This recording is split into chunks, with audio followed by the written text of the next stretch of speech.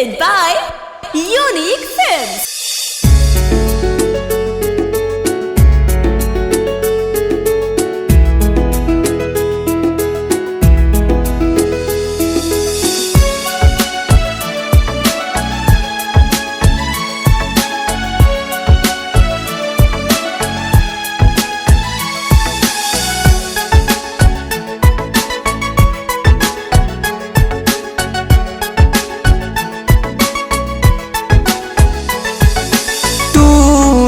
के गोवा सुमा से चांद जमी पर आइल बा रहे ना पागल दिलावा अब तई पगलाइल बा टूट के गोवा सुमा से चांद जमी पर आइल बा रहे ना पागल दिलावा अब तई पगलाइल बा ये तेरे हुस्न का जाने कैसा असर मुझ पे छा गया हाल क्या है दिलों का न पूछो सनम क्या थी क्या हो गए जान तेरी कसम हाल क्या है दिलों का न पूछो सनम क्या थी क्या हो गए जान तेरी कसम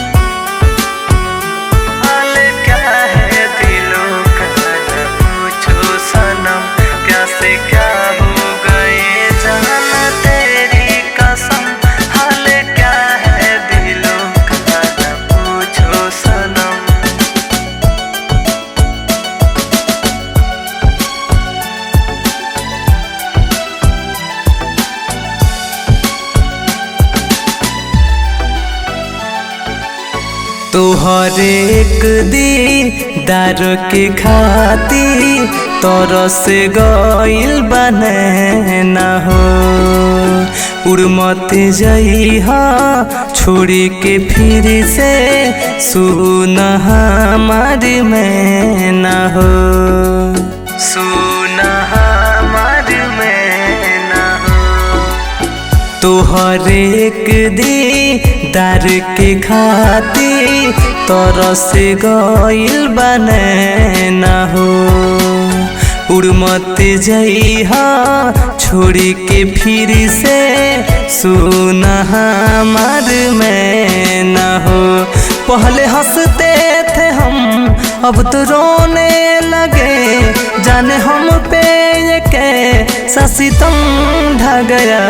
हाल क्या है दिलों का न पूछो सनम क्या थी क्या हो गए जान तेरी कसम हाल क्या है दिलों का न पूछो सनम क्या थी क्या हो गए जान तेरी कसम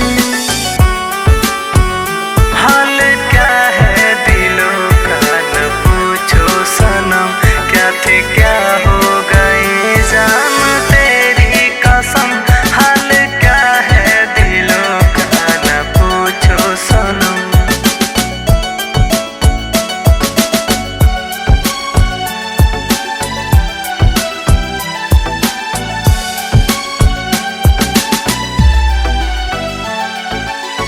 पहिले से